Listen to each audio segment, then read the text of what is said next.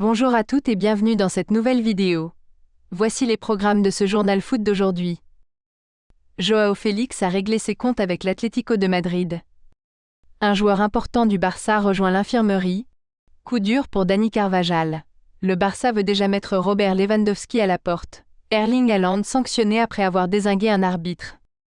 Pour savoir tous les détails, je vous invite de rester jusqu'à la fin de la vidéo. Merci et bon visionnage, on commence.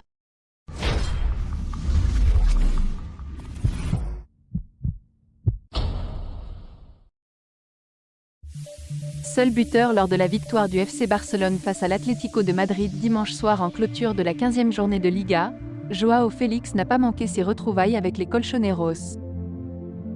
Prêté par le club madrilène, le Portugais de 24 ans qui s'était fendu d'une déclaration osée en marge de ce choc au sommet, a ainsi marqué les esprits. Joindre les actes à la parole. Quelques heures avant le choc au sommet de la 15e journée de Liga opposant le FC Barcelone à l'Atlético de Madrid, Joao Félix n'avait pas manqué de faire parler de lui. Moqueur, l'international portugais avait ainsi allumé la timidité offensive de son ancien club. Bien sûr, je préfère ce style à Barcelone, moi et tous les joueurs. Si vous demandez à chaque joueur, si vous demandez également aux joueurs de l'Atlético, ils préféreraient jouer plus de temps en attaque, c'est sûr. S'ils ne répondent pas à cette question, ils mentent. Bien sûr, chaque joueur veut attaquer, avoir le ballon et marquer des buts. Une manière de lancer les hostilités pour celui qui voit son avenir régulièrement discuté ces dernières semaines. Bien décidé à marquer de son empreinte cette rencontre aussi attendue par les supporters que spéciale pour l'intéressé, le numéro 14 des Blaugrana donnait finalement la victoire aux siens d'un subtil ballon piqué peu avant la demi-heure de jeu. Unique buteur lors de ce rendez-vous, le natif de Viseu se faisait également remarquer en célébrant avec engouement sa 5e réalisation de la saison. Debout sur les panneaux publicitaires, les bras en croix face aux tribunes clairsemées du stade olympique de Montjuïc, l'ex-joueur de Chelsea exultait permettant par ailleurs aux Blaugrana de remonter sur la 3e marche du podium en championnat. Joao Félix n'avait aucune pitié. Interrogé quelques minutes après la rencontre, l'attaquant portugais qui s'est notamment pris la tête avec un certain Jiménez, n'exprimait alors aucun remords à propos de sa célébration. C'était une célébration spontanée. On est dans le feu de l'action et c'était comme un soulagement après l'été que j'ai vécu. Seuls mes proches savent comment je l'ai vécu, avouait ainsi le droitier revanchard après un été agité. Dans la foulée, le Portugais confiait également que ses retrouvailles victorieuses avec les Matelassiers n'étaient pas un jour spécial, même s'il a pu échanger avec ses anciens coéquipiers, tout du moins ceux avec qui le courant passe bien. À noter cependant que le facteur X du Barça n'a pas croisé la route de Diego Simeone, son ancien entraîneur. Ce dernier n'a d'ailleurs pas souhaité évoquer le cas du Portugais. Je ne parle pas des joueurs de l'autre équipe, a simplement rétorqué l'Argentin en réponse à une question sur l'attaquant. Si cette sortie lapidaire confirme une fois de plus les relations glaciales entre Joao Félix et la direction madrilène, le FC Barcelone compte désormais en profiter pour conserver son nouveau protégé.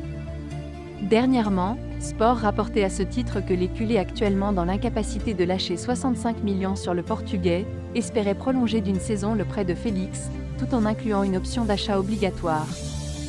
Une opération qui permettrait alors au Barça de poursuivre l'aventure avec sa star, tout en préservant sa santé financière.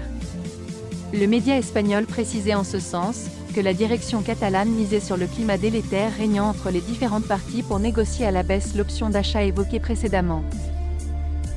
En attendant de connaître le dénouement autour du futur de Joao Félix, le président des Colchoneros Enrique Cerezo a lui laissé toutes les options ouvertes.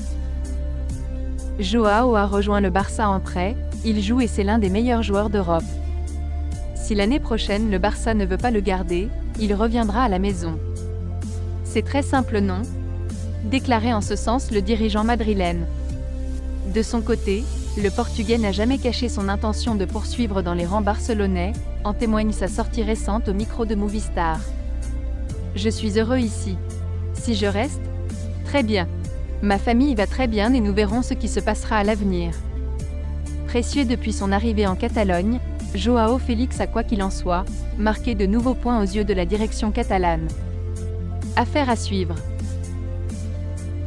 Mais que se passe-t-il avec Robert Lewandowski ? Meilleur buteur de Liga l'an passé, le buteur polonais n'a inscrit que 7 buts et délivré 3 passes décisives en championnat d'Espagne cette saison, et n'a surtout plus marqué depuis début novembre contre Alaves. Un rendement faible, comme en témoigne son match manqué contre l'Atlético de Madrid dimanche soir, où l'attaquant de 33 ans a loupé 2 grosses occasions qu'il a pourtant l'habitude de mettre tranquillement au fond. Xavi lui a toujours maintenu sa confiance, tout comme Juan Laporta qui avait réussi à l'enrôler il y a 1 an et demi au Bayern Munich contre 45 millions d'euros. Au-delà de son âge 33 ans et de son mauvais rendement, son salaire commence aussi à peser dans les finances barcelonaises qui sont loin d'être au beau fixe. Et conscient de cela, le FC Barcelone serait alors prêt à s'en séparer lui plus tôt que prévu.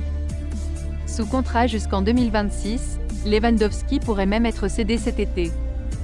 C'est en tout cas ce qu'envisagerait la direction barcelonaise selon El Chiringuito. L'ex-buteur du Bayern Munich pourrait encore rapporter une belle somme que les Blaugrana pourraient réinvestir sur le mercato, sachant qu'ils ont déjà trouvé son remplaçant, Vitor Roque qui arrivera cet hiver en provenance de l'Atlético Paranaense. Affaire à suivre. Mauvaise nouvelle pour Íñigo Martínez. Le défenseur arrivé cette saison au FC Barcelone va devoir rester à l'infirmerie. Les Blaugrana viennent d'annoncer que l'ancien pensionnaire de l'Athletic Bilbao souffre d'une blessure musculaire. Pour rappel, l'Espagnol devait débuter le choc d'hier face à l'Atlético, mais il avait ressenti une gêne durant l'échauffement avant d'être remplacé au pied levé par Andreas Christensen. Les tests effectués ont montré qu'Íñigo Martínez souffre d'une blessure musculaire au biceps fémoral de la cuisse droite. Il est indisponible et son évolution déterminera sa disponibilité, indique le club catalan sur ses réseaux sociaux. Décidément, le Real Madrid n'est pas épargné par les pépins physiques. Depuis le début de la saison, plusieurs merengues ont fréquenté l'infirmerie et d'autres y sont toujours. Et bien un nouveau camarade vient de les rejoindre, il s'agit du latéral droit Dani Carvajal. Après les examens effectués sur notre joueur Dani Carvajal par les services médicaux du Real Madrid, on lui a diagnostiqué une blessure au muscle solaire de la jambe gauche. Évolution en attente, indique la Casablanca sur son site officiel, sans donner davantage de précision. Mais l'ensemble des médias madrilènes affirment que Carvajal sera indisponible pendant un mois minimum.